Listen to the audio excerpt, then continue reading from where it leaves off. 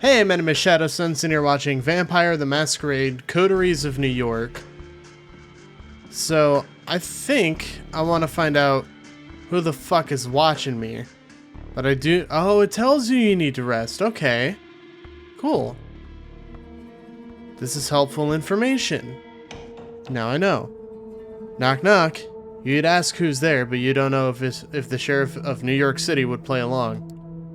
When you open the door, you see him toying with the car keys he's holding in his hand. Oh, it's just Kittier. Ready to go, fledgling? You don't feel like it, but you give him a nod nevertheless. Excellent. Stay close. He leads you down to the vehicle he's parked nearby. Once again, he takes the wheel, literally and figuratively. Everything inside is just the way you remember it, down to the rear view mirror reflecting an intense stare of the intense stare of your guide. However, the trip itself feels notably different. The last time Kadir drove you around, he was forcibly dragging you away from your old life. This time, he's pulling you back into it. All the things you wanted to say to Jessica keep running through your head. Oh yeah, we gotta meet our ex and tell her that I didn't kill myself. I'm fine. I just needed some time away, yada yada. Let me tell you how it's going to go. As I said, I've arranged a meeting between you and your kin. It's going to take place somewhere you should know very well. I'll watch over you two from a safe distance to make sure you adhere to the rules. You should know those very well, but I'll reiterate just so you can't ever say I didn't warn you. Don't do anything that would violate the masquerade. Don't establish some secret routes of contact. I will know. Do treat it as the last time you two will meet. Take this chance to wrap everything up. Here's the story. You're fine, found yourself at a crossroads, decided to radically change your life and move out of the city. Subway's unbearable, the rent is too high. They've heard it all. You were ready to leave New York for good when you heard those absurd rumors about taking your own life, so you've decided to set the record straight. He gives you a knowing look. And close the curtains on your relationship once and for all on your terms. The car makes a sudden turn. I'll leave the finer details to you. Just be so kind and don't make me regret it. You can sense he's going out of his way for you, but doesn't try to force you into gratitude by stating it plainly. If you know, you know. He'll see if you are worthy of his aid. We're here. You take a look around and recognize your destination. It was right. It is a familiar place. It's that club. The one you met your future sire in while trying to forget about Jess. This is where they last saw poor Shadow. Who knows whatever might have happened to him? One Jessica Lowell is trying to find out. She got a tip from an anonymous source saying that you might appear there tonight. Wouldn't want to disappoint the lady, would you? She's apparently quite distraught. He turns off the engine and relaxes comfortably in his seat. You silently leave the car and head straight for the club. The last time you were headed this way, you had a pulse. Feels almost nostalgic. There's a party getting started and some rookie DJ is trying to read the crowd. You begin to look for Jess. You wonder what the first thing you say to her should be.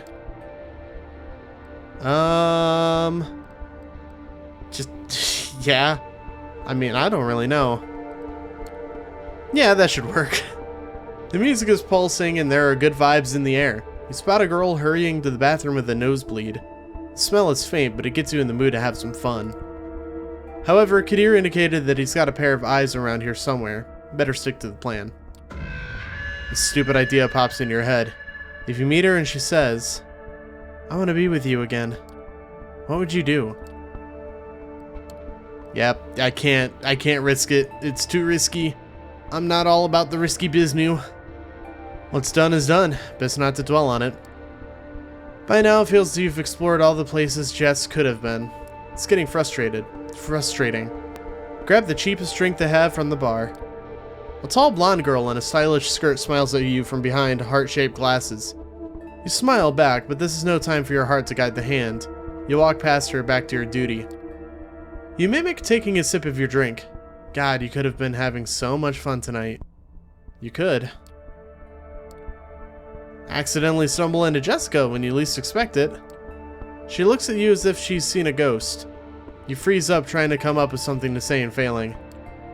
The last few years of your life flash before your eyes. Wait, what was the line you decided to open the conversation with?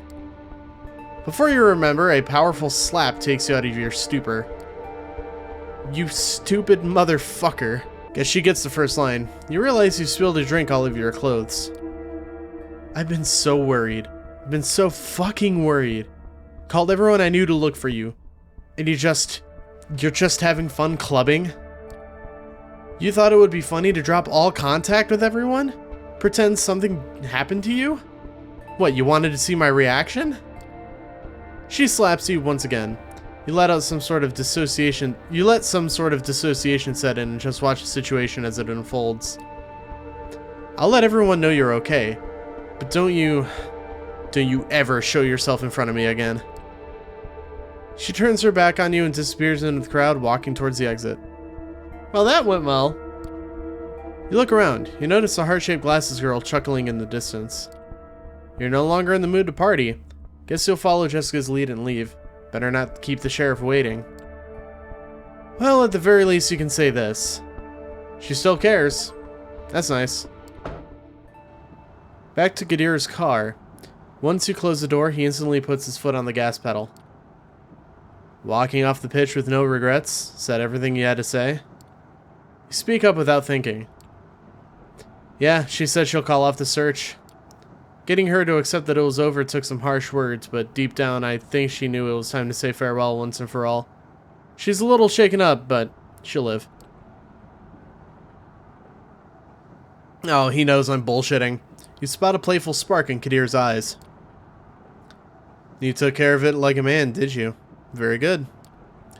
The people we knew in life have this tendency to briefly reappear in our own lives. One night, let's say 20 years from now, she might spot you on the street. You won't have aged a day from now, and even though she'll tell herself that can't be you, she'll be jealous. And if you look happy, she will feel regret over what could have been. So, for the sake of the night, your paths cross once again, I hope you'll search for your own happiness. The car speeds up to cross an intersection before the light turns red. You give Kadir a good hard look. You've done a good job setting all this up. He chuckles, visibly proud. If I couldn't handle something this easy, I wouldn't be holding my position. But... Then he takes on a serious, slightly sorrowful expression. Don't suck it up to me, kid. Mr. Bad Guy is still here, and without a doubt, he'll go back to decapitating suckers like you anytime now. The car starts slowing down. We're here. Look at the window and see your haven. Take care. I'll see you around. Just pray I don't have to see you too often. You leave the car and start walking to your haven, thinking about Kadir. Can't say you're fond of him, what with the welcome he gave you and all, but after tonight, you can't say you aren't either. You're gonna need some more time to understand him, that's for sure. God, that was half my night. Oh yeah, there's also the reporter. Yeah, who the fuck is watching me? Someone is following you around. Has been for a few nights, maybe longer. This can't be a good thing. The only question is what to do about it.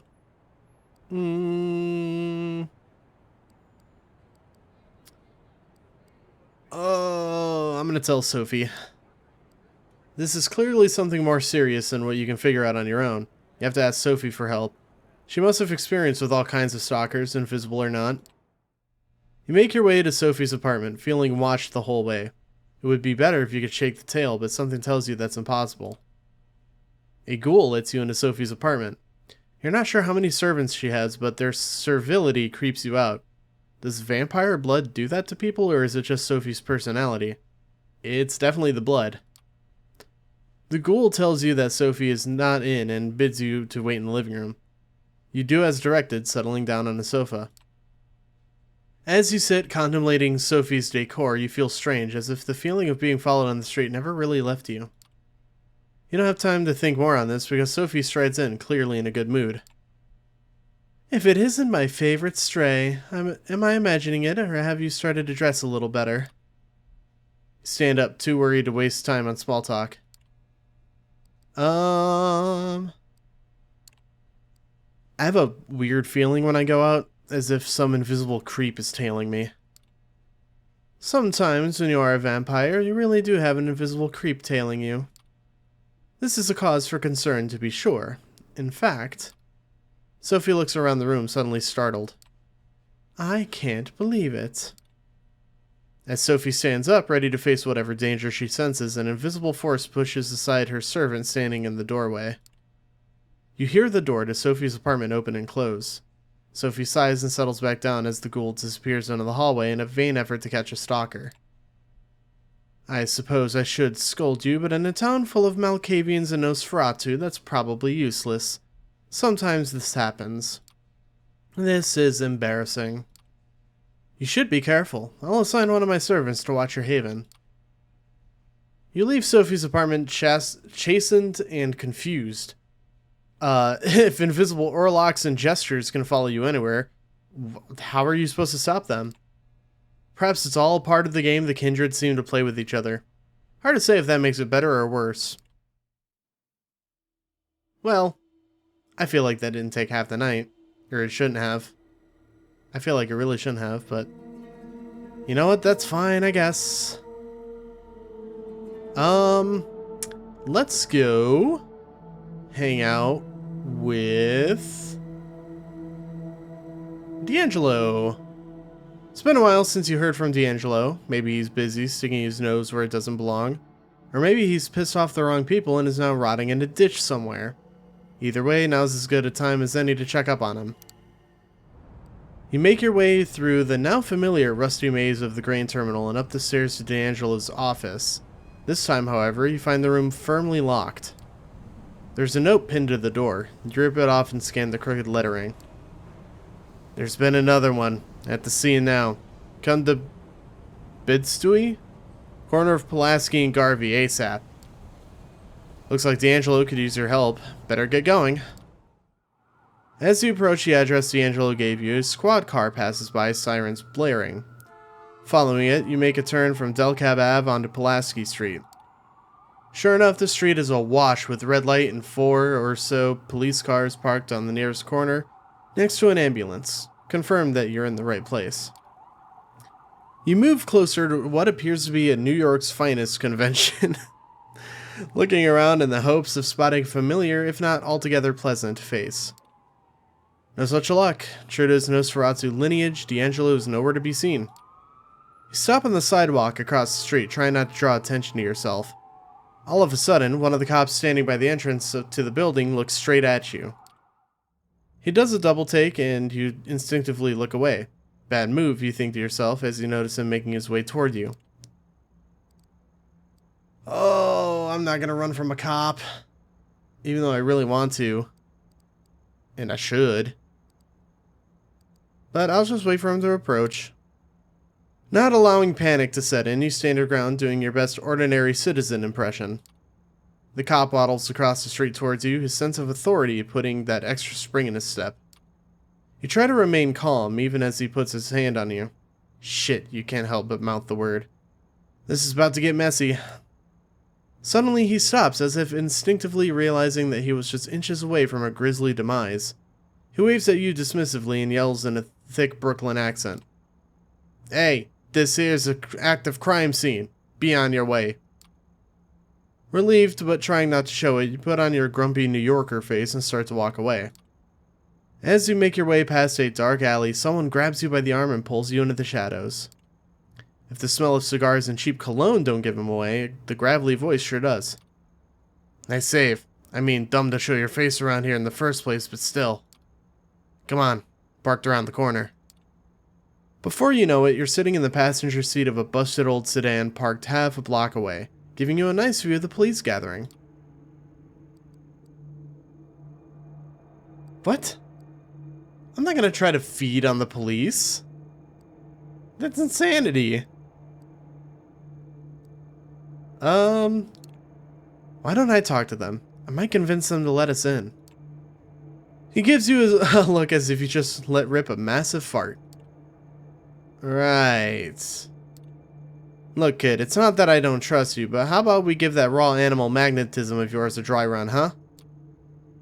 Pretend I'm one of the cops guarding the entrance. Convince me to let you in.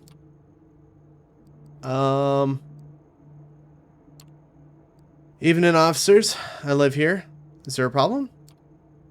Yeah, this here's an active crime scene. Be on your way. But, hey, it's your butt against mine. Get lost. Trust me, I'll think of something. Fair enough. Go get him, Tiger. I'll stay close by just in case things go south. You get out of the car, slamming the door a bit too loudly for your own good. As you cross the street, you already feel like you've made a big mistake. Oh well, too late to turn back now. Might as well give it your best shot. As you approach the cops, your whole body tenses up. It's funny that this would make you nervous, considering all you've seen these past few nights, and yet, it does. The two officers seem to be engaged in a heated debate regarding last night's Mets game. You stop just a few steps away and open your mouth. Whatever's about to come out, it better be good. Ah, shit. Ugh. Evening, gentlemen. Detective Kowalski. I'll just use my powers. And then, just as you're about to weasel your way into their unsuspecting minds, you freeze. One of the cops notices you and gives you a slight nod. Yeah, hey, if you're going in, make sure you stay away from 209. Active crime scene, you know? And with that, they get back to arguing whether or not the umpire was bought and paid for or not. Utterly confused, you piece together what's left of your senses and hurry past them. Inside the building, D'Angelo stands in the hallway dumbfounded. As you open your mouth, he stops you with a gesture. Don't even talk to me right now. In awkward silence, you both make your way up to the second floor. Whoa. Ooh. Don't like that. Following the crime scene proves easy enough. You just follow the yellow police tape, and before you know it, you're standing in the middle of what used to be someone's living room. The place has been completely trashed. Knocked over furniture, shattered glass, the works. Looking around, you notice a sign scribbled on a nearby wall. It reads, "His gift, our fate." You're no expert in typography, but the crooked letters look similar to the ones you saw back in Red Hook. Sure enough, there's very little in terms of blood, save for the occasional stain that's bound to end up on the carpet once you toss someone through a glass coffee table. D'Angelo leans against the doorway. He seems lost in his thoughts, sucking on his cigar compulsively and mumbling to himself.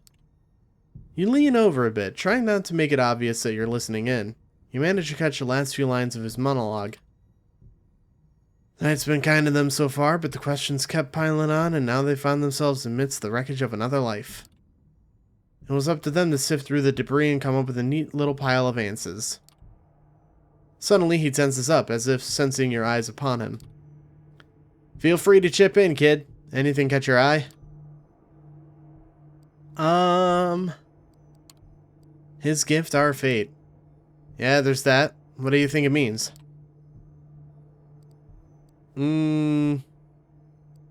It's about Cain. Seems apocalyptic.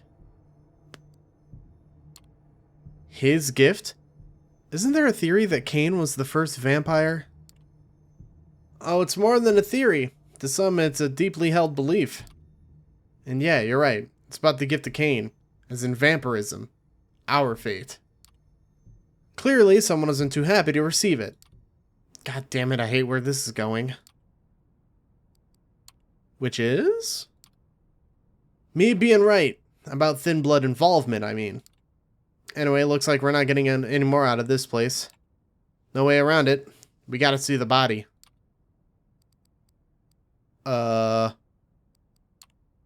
Really? After all this, I'd say your thin blood theory looks pretty solid. Look, kid, the Duskborn have shitty luck as it is. If I'm gonna accuse one of them of breaching the Masquerade, I at least can do it some goddamn due diligence.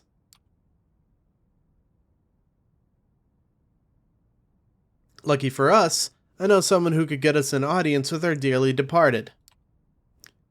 To your surprise, he pulls out a cell phone, a busted old clamshell. He flips it open and spends a good minute browsing through the contacts, muttering to himself. Finally, he makes a call. Hey, you know who this is? Yeah, that favor you owe me. Time to deliver. Listen, I know you got a fresh one, the murder in Bed-Stuy. I don't know how you pronounce that. I'm not a New Yorker. I need to take a look. Yes, now.